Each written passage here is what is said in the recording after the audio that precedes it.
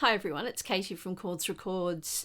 Today I'm going to be talking about the just released album by Brandi Carlile, Returning to Myself. This is a really important album to me for a number of reasons, which I'll go into, but not the least of which I'm a massive Brandi Carlile fan. And her last, or their last, the band, Brandi Carlile, Tim and Phil Hanseroth, their last album was 4 years ago, and it's been a long time between drinks, as they say. And this has finally come out. It's not that Brandi Carlile has been quiet. She's been doing a lot of other collaborative projects in the meantime. So I'm going to talk about this album over the next 20 or 30 minutes. So if you're not a fan of Brandi Carlile, move on. I don't mind. But if you are interested in learning about the origins of this album and why it potentially could be album of the year, keep watching. And throughout it, I'm also going to be referencing a few other albums which are North Stars, if you like, to this album. So I will be featuring a few other things as well. So Brandi spent quite some time over the last 4 years producing other artists, including Lucius, which is their kind of disco-inspired album, Brandi Clark with her self-titled like masterpiece of a kind of a autobiographical album, 2 Tanya Tucker albums. You know, this is in the kind of vein of working with artists to get their flowers, older artists that Brandi Carlile's done. 2 wonderful albums by Tanya Tucker. Of course, she was in the supergroup The Highwomen with Maren Morris and Amanda Hemby, who's also come out with a new album this year, and Amanda Shires and Natalie Hemby. And her last album, as I said, In These Silent Days, which came out 4 years ago. And of course, more recently, her incredible kind of work with Elton John, her absolute hero, Who Believes in Angels, which was a full collaborative album that they produced together. So this was produced by Andrew Watt, who also produced this new album. And finally, Joni Mitchell, where she has been spending a bulk of her mental energy, her musician energy for the last few years, working with Joni, of course, bringing Joni back from her brain aneurysm, or being a kind of passenger in the seat of her coming back, if you like. And this album, Joni Mitchell at Newport, was produced by Brandi Carlile. And this was the kind of the launch back into Joni performing, and the Joni Jammers, as they're called, surrounding her. And Joni has performed at the Gorge and, really importantly, at the Hollywood Bowl for 2 nights. And that is the jumping off point for this album. And I'll tell you why in a minute.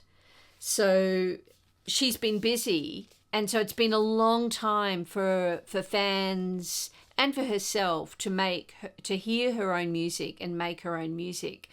And it's finally come, and it is such a surprise and an exquisite album that is different from anything she's ever done. So if you think you know who she is, listen to this album before you come to a conclusion. It's completely different. So let me start with a little bit of background. So before I get too far talking about the album, talking about the tracks, I do want to talk about 2 critical albums that she was referred to in every interview. She talks about Emmylou Harris's Wrecking Ball as the North Star of this album. Not that it was influenced or derivative of, but that album, obviously, we all know it. It's such a masterpiece. produced by Daniel Lanois, and it was this incredible comeback album where she took a complete left turn pivot on her career and her sound. It was still Emmylou, and I'm a completist Emmylou. I've got every album. But it was such a greatly produced album by Daniel Lanois. And Brandi saw this as her wrecking ball in a way, without trying to define it.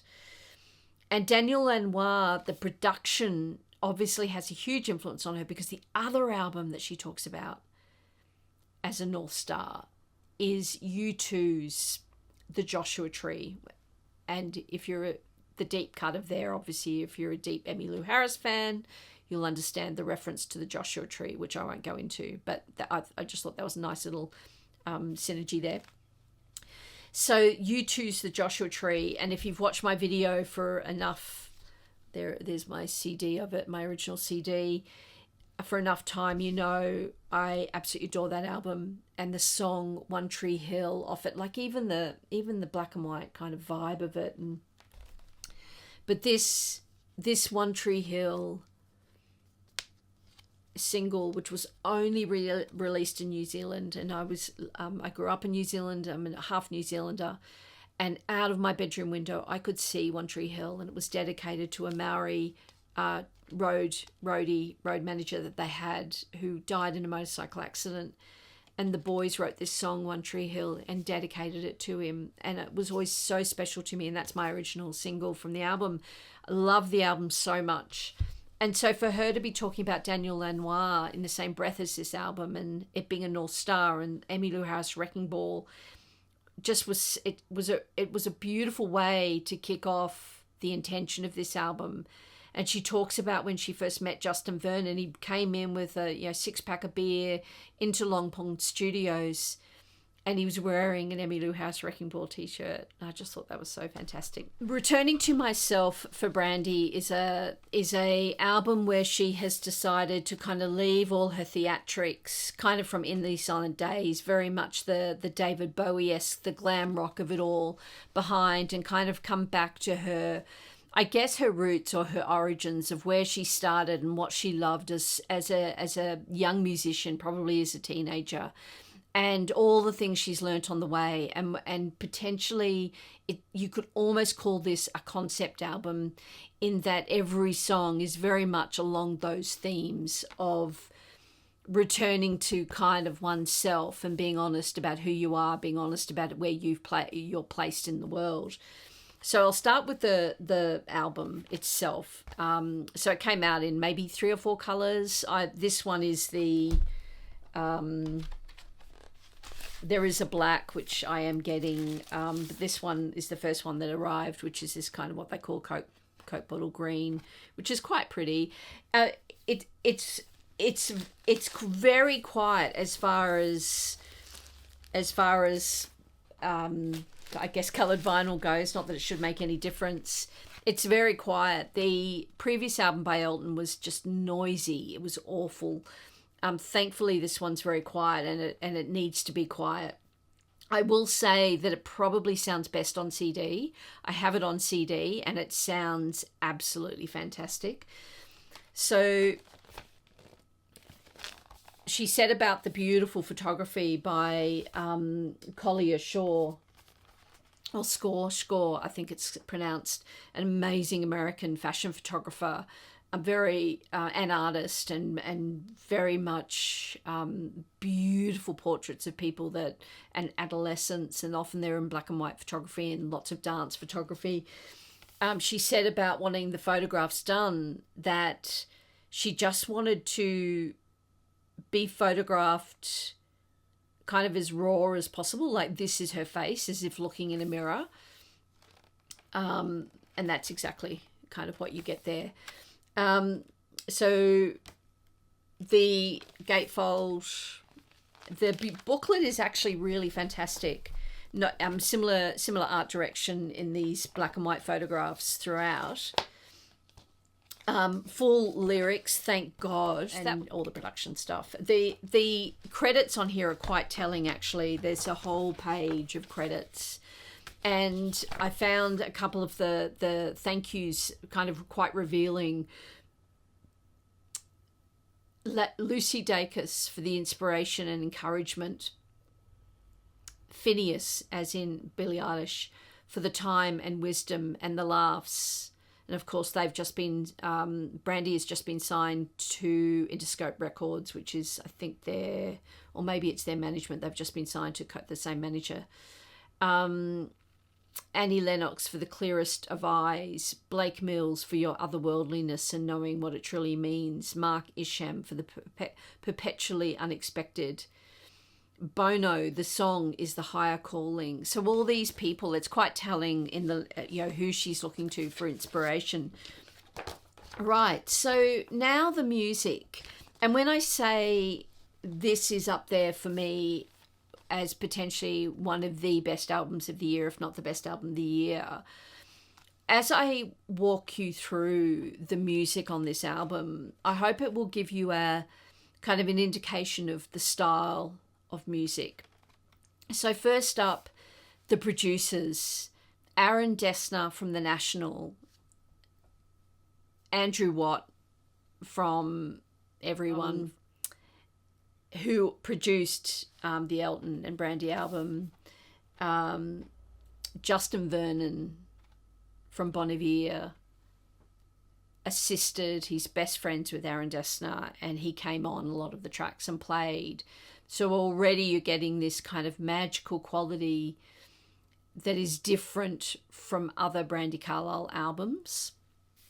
What separates this album from other Brandi Carlile albums, as an example, is that Tim and Phil Hanseroth, who are part of the family band of Brandi Carlile, definitely play on the album and write some of the key tunes.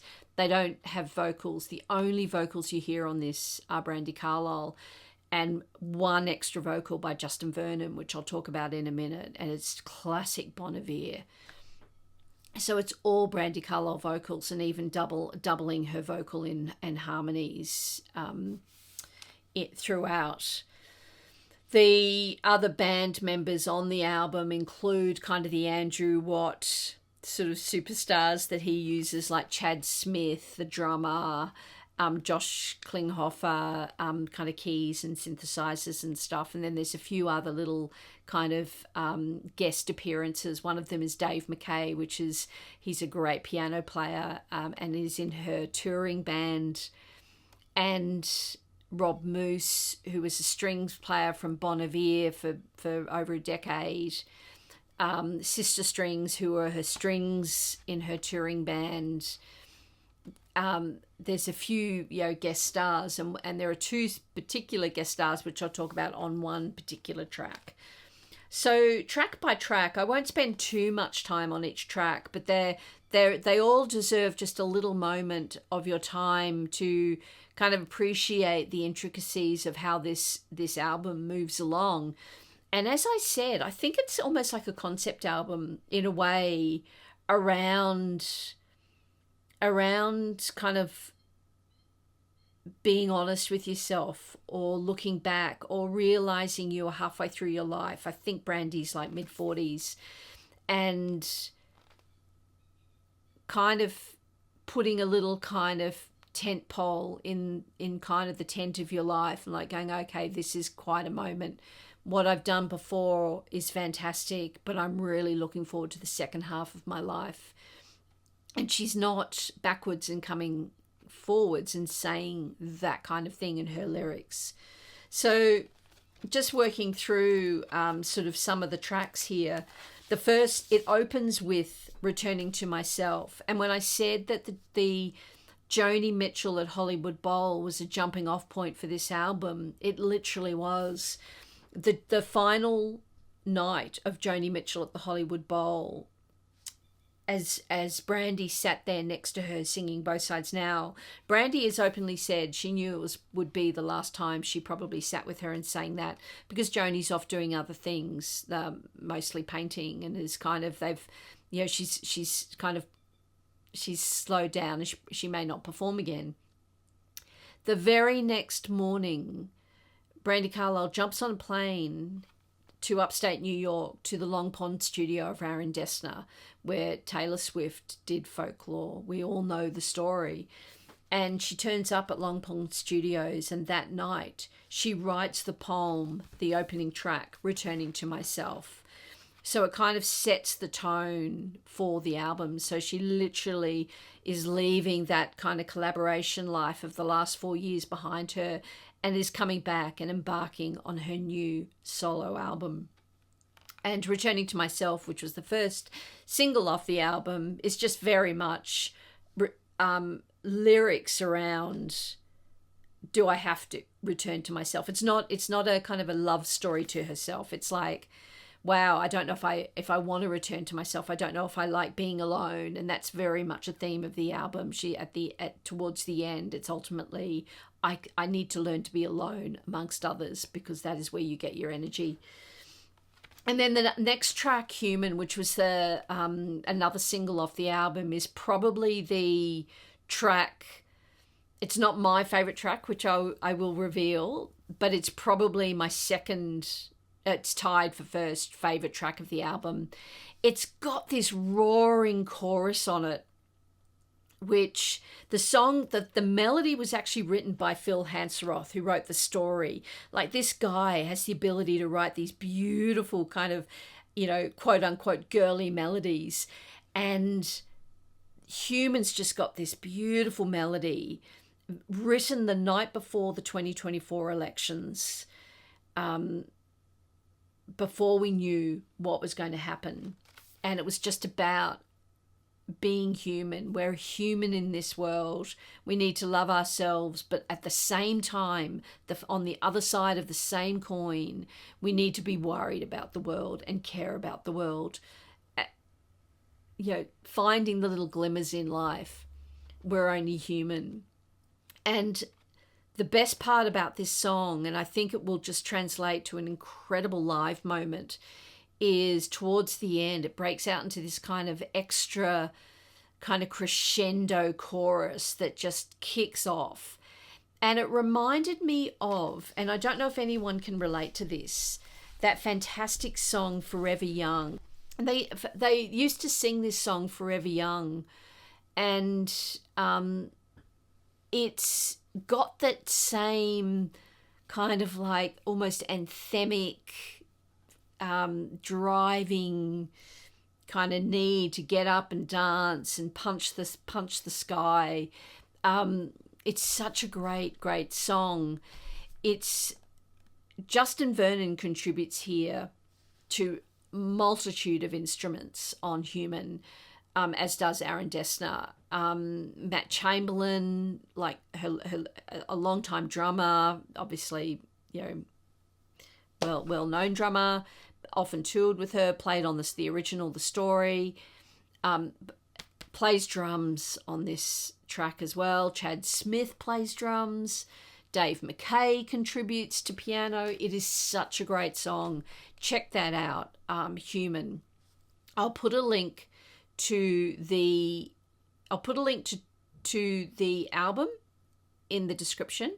I'll also put a link to the commentary track, which is quite interesting hearing her talking about each track in the description as well. So that's the second track. The third track is a really interesting, almost ballad song called A Woman Overseas, written O-C-E-E-S, so overseas, they oversee. I'll just show that to you there. This has got a very kind of jazzy Rhodes infused kind of vibe to it, and it is almost just her. It's almost like a solo song, her just on these Rhodes kind of this jazzy roads. It's a bit Joni Mitchell, actually. You can hear the influence of how she has been hanging out. It's got a very mellow vibe to it. It's a very personal song, essentially about if you are the type of person who deflects any attention on you by asking a lot of questions of the other person in the conversation, and then the other person goes away and spirals out of control, like thinking, oh my God, did I talk too much about myself? Did I reveal too much? Hang on a minute, I didn't know anything about the other person. It's sort of like that. It's a love song, but it's got an edge, and very it's a very edgy song, a very quiet song, a really beautiful song. The next one, A War with Time. This is probably the most Aaron Dessner, Justin Vernon song you could possibly imagine. It's got Justin Vernon on vocals, like in a stunning kind of little moment towards the end. But it opens with this beautiful Aaron Dessner riff, which you can imagine him bringing her and going, here you go, here's the riff, just write a song on top of it. It's a anthemic song. It's a groovy song.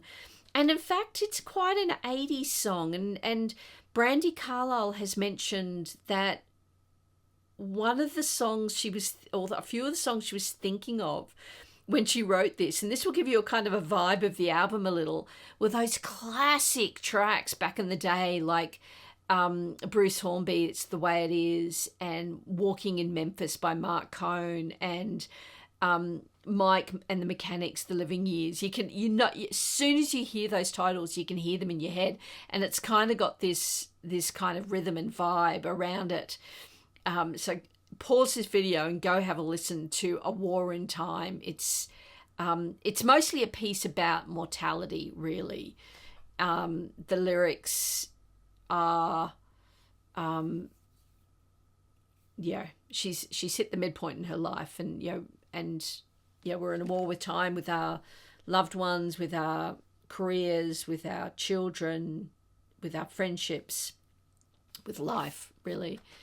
Right, and then closing out track 5, and I will say this album is a really beautiful album to listen to on vinyl, where you have to get up and flip it.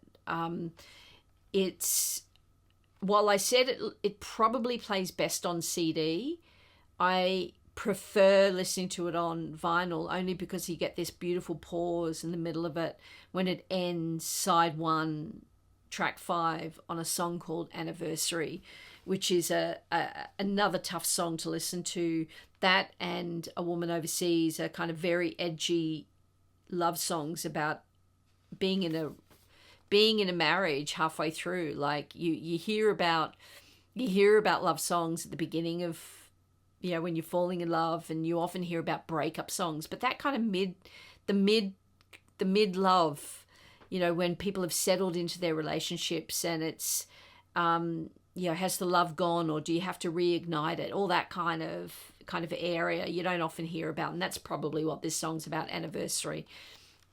Beautiful. It is a beautiful song. It's a very simple ballad. Sister Strings appear on that song, who are collaborators, and in fact, Sister Strings are releasing an album next year, which is being produced by Brandi Carlile, who are her touring strings, and Rob Moose, the other Bon Iver band member, plays strings on that song as well. Right, Church and State opens track side 2, and that is as rocky a song, I think, as Brandi Carlile and the Twins have ever done. It's 100% 80s rock. It's U2, it's Pat Benatar. In my mind, I almost heard a little bit of punk or a little bit of Patti Smith. You could hear Patti Smith singing Church and State. It's a shouty, screaming song, very political, written on the day of the election. So within 24 hours of writing Human, again, a potential another pairing of two songs. At the end, there's a kind of almost a kind of a spoken word, reverby, kind of echoey recording of Brandi reading a very small part of Thomas Jefferson when he talks about the origins of church and state. Very powerful live. I first heard it through someone doing a FaceTime when it was played at Red Rocks, and they were FaceTiming it for me so I could hear it live for the first time. And I was blown away, and immediately I thought of Stevie Nicks, and it was just stunning. Yet when I heard it on the album, I didn't enjoy it as much on the album, and I didn't think of Stevie Nicks at all. It was far more kind of Pat Benatar, still very, still great, but I think it's going to be a live track. Right, track 7 is Joni, a song unashamedly, unapologetically about Joni Mitchell, a tribute to Joni Mitchell. Everything about it. The poem, the actual lyrics are Joni's stories and how Brandi Carlile feels about Joni, and the phrasing is all over the place, very Joni Mitchell. The tuning, very Joni Mitchell.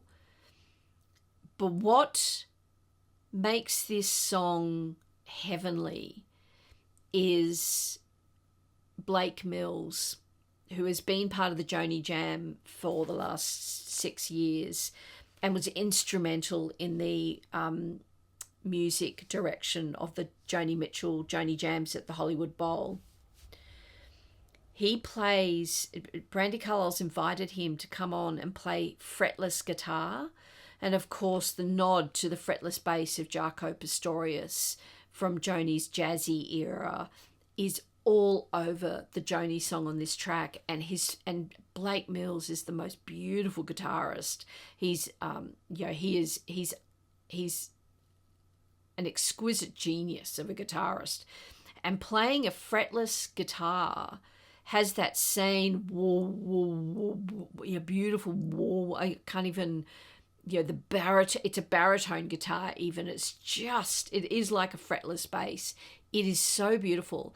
And then the other gorgeous thing towards the end of the song, Brandi's invited Mark Ishram, a trumpet player, a horn player. I think he might be sax player, on the song, and Mark Ishram has collaborated with Joni Mitchell on her own recordings back in the day, and Joni loves him, and he plays on the track. And I just thought it was such a beautiful moment to invite those two embedded Joni Mitchell players onto this song. That is a tribute, and it's stunning to Joni Mitchell.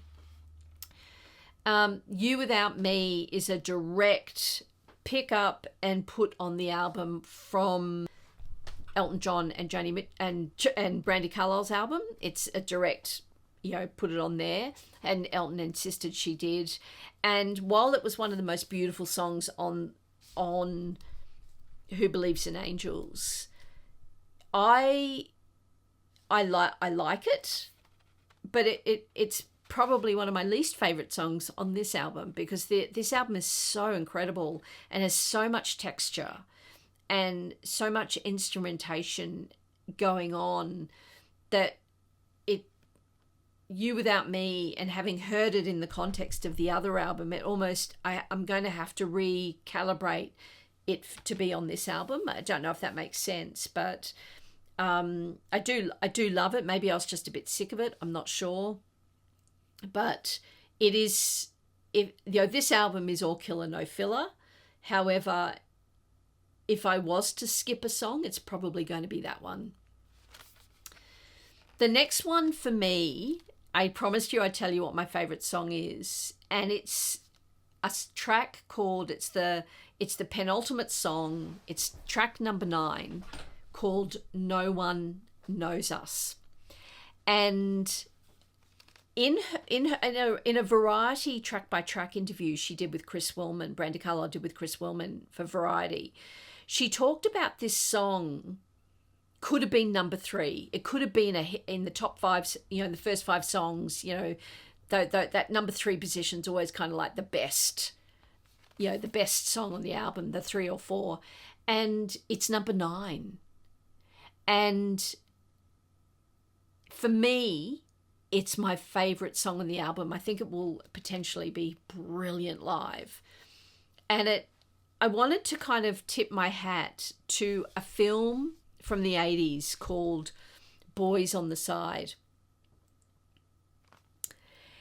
This was a kind of along the lines of Thelma and Louise, about female friendship, and it starred Drew Barrymore, Whoopi Goldberg, and I can't remember who the other actress was. And it's actually quite a dark film. The one of the women's got HIV, and they end up, dying in the film. But the soundtrack was stunning.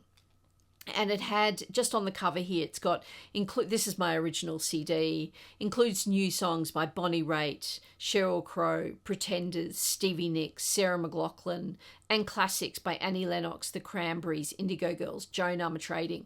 Like, it's such a great soundtrack. And this song, No One Knows Us, could have, for me, could sit right on that album. And I think that's kind of the intention of this album. It's almost like a throwback to probably when she was growing up, or songs she was listening to when she was a teenager. She was probably a very young girl in those days, but she would have been listening to these songs, being influenced by it. Is a poignant song about those deep friendships you take through life, and people you can count on, and who you want to be tethered to for the rest of your life. And it's got this beautiful it's a heartbreaking lyric, and it's almost like an ode to gay teens, and like hiding in the shadows, and no one knows us, no one will see us. I mean, I have no idea what the song is about, but that's kind of what I'm imagining by a couple of the lyrics. And the protagonist is now years later looking back, and don't forget about us, that sort of vibe. It's absolutely heartbreaking. It's got a slight country rhythm to it, which I really loved. And it's underpinned by this beautiful kind of Aaron Dessner guitar riff. And then the final track on here is called A Long Goodbye. And it's a very romantic gesture. Your last track on the album being called A Long Goodbye. It's almost, I can't imagine there was much thinking about that it was like unquestionable. Yes, we'll make that the last song. And it is kind of what it says. It's the long goodbye. It's, she in a few interviews, she's talked about it being, a memoir in 3.5 minutes or 4 minutes, if ever there was going to be a memoir, and that, it's purely that. And I do want to just comment on one of the lyrics in this. Every chorus kind of will throw back to a part of her life. And if you're a super fan, they're called the Bramley, you're familiar with her life, and she wrote an autobiography, and you can recognize parts of her life in this song. But there's this beautiful lyric on that song, which I'm just going to read you. This is the page for the A Long Goodbye. And the lyric is, and the reason I'm reading it is because she's written another lyric many, many years ago about the same incident. He went out the window on a New Year's Day and shattered his body on a downtown street. Yeah, we're all just a broken heart away from making a promise that we're forced to keep. Clearly about a friend who took their own life. And it's very early on in the song, and then the song goes through her life timeline, and then ends up around talking about the love she has for her own wife, and A Long Goodbye about we're all just, the moment we love someone, the rest is a long goodbye of one of you is going to leave each other first, which is desperately sad, or your life, or your career, or your parents, or your children. But that particular lyric was really super poignant because many, many years ago, I think it was 2012, 2009, 2008, she released this album, Give Up the Ghost, which is Brandi Carlile fans this is probably their favourite album, Give Up the Ghost. It's her this is the favourite of many. She wrote a song called That Year, and it's literally about that lyric I just read you about her friend that took their own life.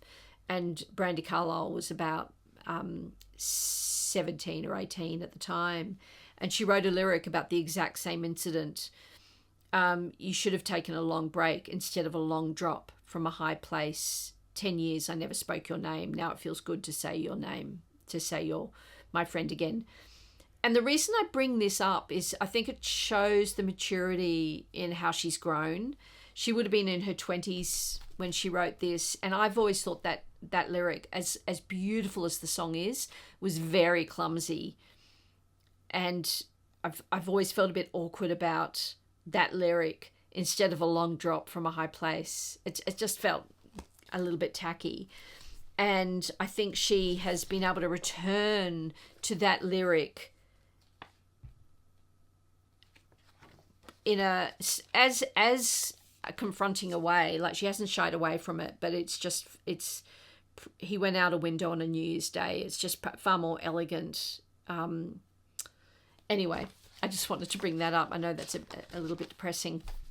So that finishes the album. I will say about that final song, it's got this almost intentional, and I'd say it would be intentional, Bruce Springsteen, "Line on Fire" kind of riff to it at the beginning. It's you almost feel like it's that rhythm, it's kind of like a ode to Bruce Springsteen, and much of this album has kind of got that slight country rock, indie rock feel to it, but with the Aaron Dessner and Justin Vernon kind of sparkle, twinkle dust all over it. It is just beautiful. In my mind, one of the best albums of the year. It's the first time I've been able to play a Brandi Carlile album probably since By the Way I Forgive You, on repeat, non-stop, and I'm relieved. So if you've stuck with me this long, you're a fan of Brandi Carlile, as I am, so thank you. And I hope you've enjoyed this video, and I'll see you in the next one. Bye.